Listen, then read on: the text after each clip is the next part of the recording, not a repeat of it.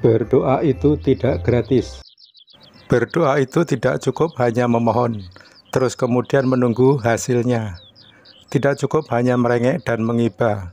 Harus dibarengi atau didahului dengan melakukan proses untuk mencapainya. Disebut ikhtiar. Proses itu pun hendaknya tidak dilakukan secara ala kadarnya saja. Harus dilakukan dengan cukup serius dan sesuai dengan teori sainsnya seperti apa. Lain halnya jika berdoa untuk pihak lain atau mendoakan pihak lain, bukan untuk diri sendiri. Doa semacam itu baik adanya dan tidak memerlukan ikhtiar. Akan tetapi semua doa itu memerlukan perangai yang baik dari si pendoa, agar doanya terkabul. Dengan lain perkataan, agar doanya mudah dikabulkan oleh Yang Maha Kuasa. Mengapa harus berperangai baik? Karena berlaku hukum sebab akibat, hukum tabur tuai atau hukum karma. Hukum karma itu nyata adanya.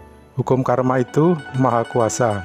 Tidak ada sesuatu makhluk apapun yang bisa menghindarinya, kecuali memanagenya, memanage karma sendiri, agar buah karmanya terkendali. Barang siapa menabur benih, maka yang bersangkutan akan memetik hasil atau memetik buahnya.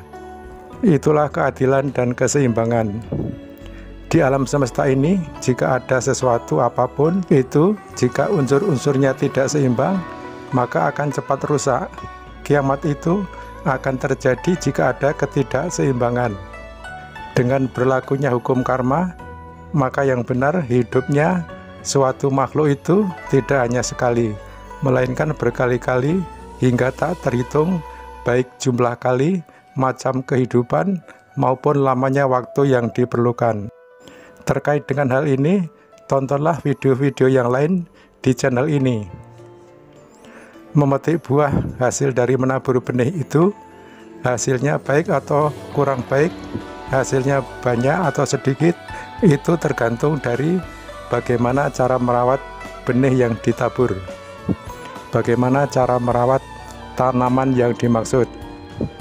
Merawat tanaman dengan baik itu artinya seperti yang sudah saya katakan tadi, yaitu si pendoa hendaknya memiliki perangai atau perilaku yang baik. Pernyataan ini tentunya sesuai dengan logika yang benar. Seorang anak yang meminta sesuatu kepada orang tuanya akan lebih mudah dipenuhi jika si anak memiliki perilaku yang baik. Pernyataan ini juga sesuai dengan logika yang benar. Yang Maha Kuasa itu bukanlah oknum, bukan pula pribadi atau sosok, sehingga cara merayunya pun bukan dengan cara merengek atau mengibah, karena Yang Maha Kuasa itu bukan makhluk dan bukan orang tua kita. Sekarang tentang hukum alam.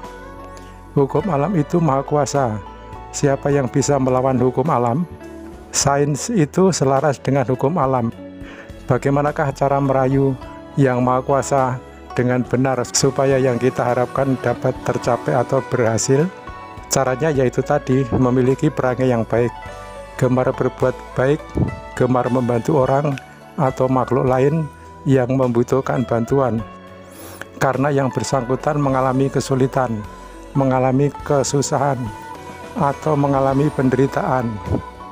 Membantu itu tidak harus berupa materi, bisa juga membantu dengan tenaga, dengan pikiran, petunjuk, restu, menyemangati, dan lain-lain. Banyak cara yang bisa dilakukan. Membantu itu bisa dilakukan oleh semua orang yang sehat, terutama yang jiwanya tidak terganggu. Kalaupun ada orang yang gangguan jiwa, tetapi dapat membantu orang lain, itu dasarnya bukanlah kesadaran, tetapi karena insting belaka. Membantu dengan dana itu tidak harus menunggu mempunyai banyak uang terlebih dahulu. Selama masih bisa membantu pihak lain untuk hal-hal yang baik, maka lakukanlah. Belum tentu nanti setelah mempunyai banyak harta, barulah mau membantu orang lain yang membutuhkan. Lupa dengan janji, lupa dengan niatnya semula. Berdana itu akan mudah dilakukan kalau ada habit atau sudah menjadi kebiasaan.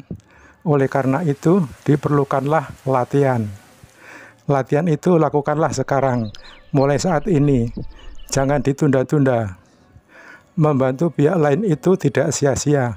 Akibatnya akan kembali ke diri kita sendiri. Karma baik akan berbuah jika situasi dan kondisinya sudah mendukung, yang mana tidak tergantung waktunya harus kapan. Berdana atau menabur benih itu selain masalah perawatan yang sudah saya sampaikan tadi, maka buahnya akan lebih banyak jika benih ditabur di lahan yang subur. Lahan yang subur itu adalah orang, badan, institusi dan sebagainya yang sangat membutuhkan.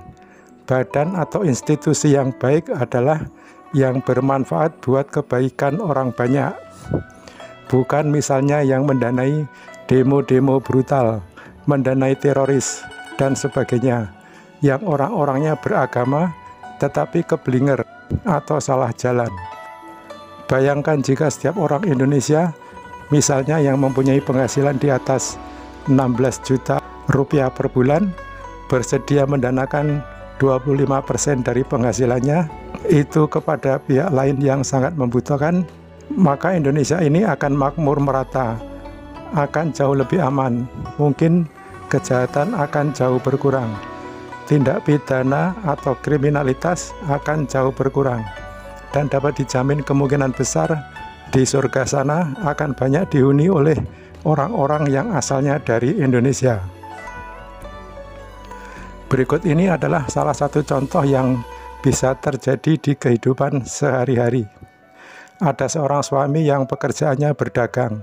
Secara teori sains, berdagang itu akan sukses jika paling tidak si pedagang memiliki 4P yang bagus, yang memenuhi syarat, di mana 4P itu adalah product, price, place, dan promotion, yaitu 1. Produknya bagus atau menarik dan berkualitas baik. 2. Harganya murah, mampu bersaing. 3. Tempat berdagangnya strategis, di pinggir jalan besar, di tempat keramaian, akses masuknya mudah, berdagang di pasar, di mal, dan sebagainya. 4. Kalau perlu ada promosinya atau pasang iklan. Si suami tersebut sudah memiliki dan mempraktekkan 4P dengan baik. Rutin berdoa juga sudah dilakukan. Namun jualannya tetap saja tidak terlalu laris manis. Apa yang sudah dilakukan oleh si suami dimaksud rupanya belumlah cukup. Video ini akan menjelaskan duduk perkaranya. Jika ditinjau dari sisi spiritual, maka selain syarat 4P tadi, masih diperlukan satu syarat lagi, yaitu perbuatan baik.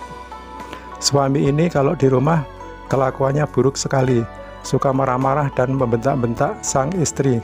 Istrinya diperlakukan seperti budak, disuruh sana disuruh sini, tak henti-hentinya. Sang suami tidak paham dan tidak mau tahu kondisi fisik sang istri, tidak mau tahu fungsi dan kedudukan sang istri dalam biduk rumah tangganya. Sang suami rewel dan cerewet sekali, tidak memiliki kesabaran sedikit pun. Perangai seperti ini tidak sesuai atau tidak memenuhi kehendak dalam tanda kutip dari Yang Maha Kuasa. Karena hukum karma itu berlaku, maka sang suami sering memetik buah dari karma buruknya terhadap istri, yaitu jualannya tidak laris. Kalau sang istri juga melawan dengan keras kepada suami, maka situasinya bertambah buruk. Rezeki keluarga ini tambah jauh, karena tidak ada kedamaian dalam keluarga, dapat memperburuk segala sesuatu. Beda jika sang istri mampu menghadapinya dengan bijak dan lebih sabar. Tetapi sebagai manusia biasa yang tidak terlatih, yang tidak terampil, menyikapi kehidupan ini dengan bijak dan dengan sabar itu sangatlah sulit. Untuk itulah maka diperlukan agama. Sampai di manakah manfaat agama buat kehidupan Anda? Semoga uraian ini dapat menjawab keingintahuan Anda tentang video ini yang berjudul "Berdoa itu tidak gratis", karena diperlukan syarat-syarat ikhtiar atau berupaya dan perbuatan-perbuatan yang baik sebagai pendorong kesuksesan. Demikian saya akhiri video ini. Sampai bertemu kembali di video yang lain di channel ini. Bye-bye.